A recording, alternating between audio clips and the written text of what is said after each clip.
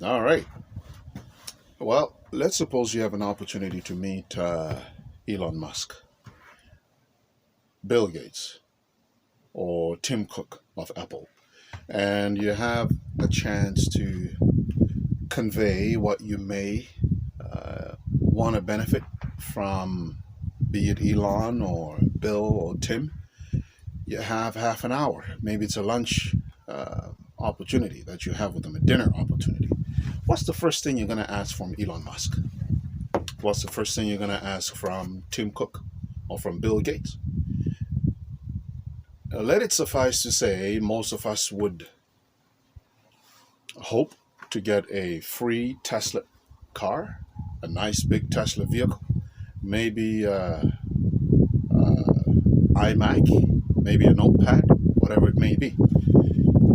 Grand and great as that may be, before I continue, thank you for joining me on Nuggets of Wisdom. I am Charles Musakanda, and I appreciate you taking the time to grow as we edify one another and as we mature together on this journey of life. I titled this nugget, Friendships for Gifts. Friendships for Gifts.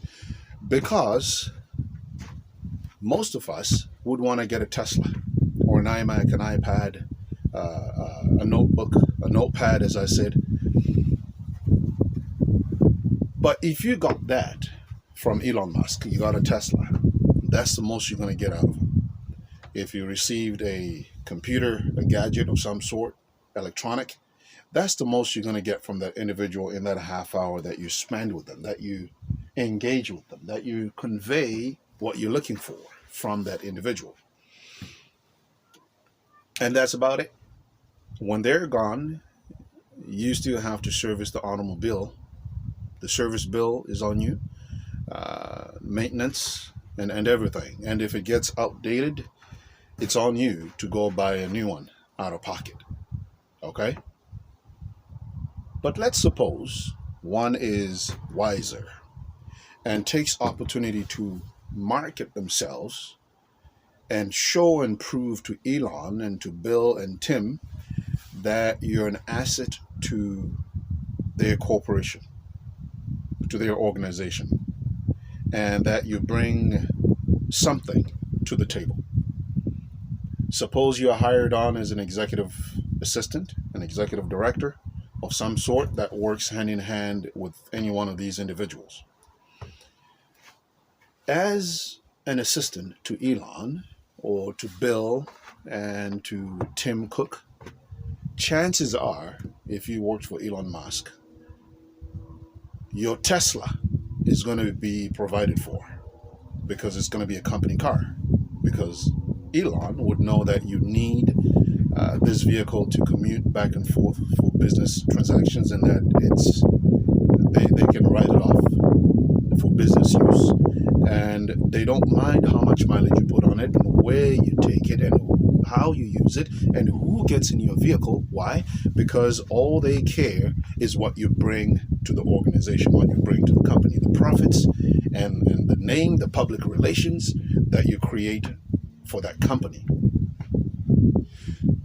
After you get the car, whenever you need to travel the world, your hotel expenses are paid for because you're traveling on business in the name of Tesla, in the name of Apple or Microsoft. Therefore, you don't have to worry about 3-star, 4-star, whatever. Chances are you're going to be put up in executive suites. You're going to be an executive client and have executive service. Your meals are paid for. Your airfare is paid for. Your Wi-Fi, anything, your cell phone is paid for. Everything that you are, your medical insurance, your travel insurance, everything is paid for. Why? Because you're working for and with Elon Musk. But if you only had requested for a car in that half-hour opportunity you had with him, and he gave you the car, and then he departed and left, and you'd never see him again, all these other things would not come to you. So why is it that as we journey in life,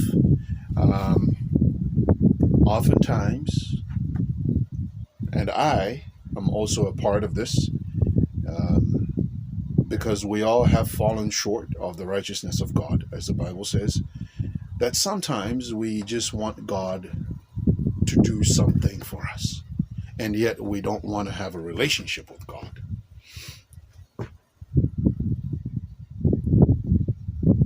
Our prayers are very quick and short, and when it comes to prayer time or going to church, and we only go to church at Easter and Christmas, and some of us only see the doors of church, sadly to say, either at a funeral or at a wedding. But when it comes to wanting things and hoping for things for a betterment of life, we hope to God, that this thing will work out. And maybe we're going for a job interview, want to pray to God, and maybe somebody is sick and we want a miracle. We got to pray to God. And it's just that little window of opportunity to take and receive that which we want from God. But Matthew 6 verse 33 suggests, and it reads verbatim, "Seek ye first the kingdom of heaven and God's righteousness, and then all these other things will be added unto you." What does that mean?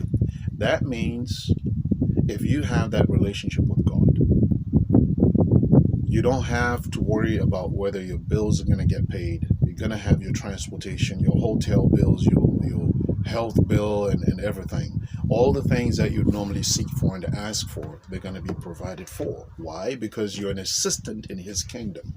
The first command that was given to mankind, to the human race, when we were created in Genesis, was that we should multiply and have dominion. Meaning that we're an assistant to God in catering for this beautiful world, for this beautiful environment. Be it animals, land, whatever it may be, the climate. God says, have dominion, because I've given it to you as my assistant to take care of it. Tend to the garden, tend to this world, and multiply and take over, because you are my assistant. And as long as you work under my guide and my leadership, everything else will be added to you. So it's important for us to realize that success and prosperity comes from a relationship, not just from getting a gift. If you really want to be successful this year, and you really want to get your things going, not to say there's not going to be hurdles, not to say there's not going to be challenges and difficulties. Those are there to strengthen us. But at the end of the day, you're going to end up with a good result in what you hope and desire to achieve. Why? Because he says, seek me first and my righteousness, and everything else will be added. Why? Because in so doing, you have wisdom. Wisdom to know how to do it, when to do it, and wisdom to know what to say, when to say, and how to say. Wisdom to know how to market yourself. Wisdom to know how to execute ideas that come to your mind. Wisdom to know, because he is the wisdom provider. I did a nugget not too long ago that says, let he who seeks for wisdom ask God, who gives it liberally. If you look at the nugget titled Mid-Flight Turbulence in Clouds.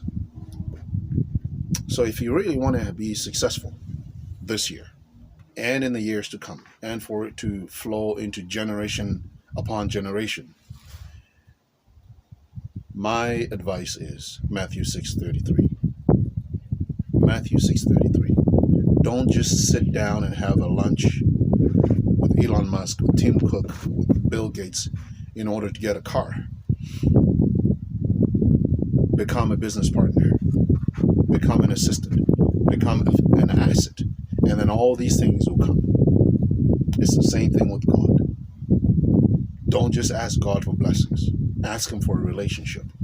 and prove yourself. Prove that you're an asset that he can use to the growth and to the glory of his name and to his kingdom, so that everything else you desire will be added unto you. Thank you for joining me on Nuggets of Wisdom.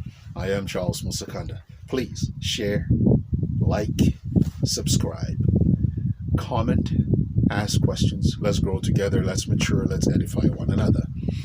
Please do share. Please share, and subscribe. Help this channel to grow so that we can grow together. And the more we grow together, the more we edify one another, the more we're all developed, the easier it gets for us to relate with one another, to walk hand in hand, to guide each other, to love each other, to appreciate each other, to respect each other. So the more that this wisdom expands into many households and we recalibrate the way we do things and rethink and reconsider, the better it will be for us. So please, help me help you. Thank you for joining me on Nuggets of Wisdom, and I look forward to seeing you again soon.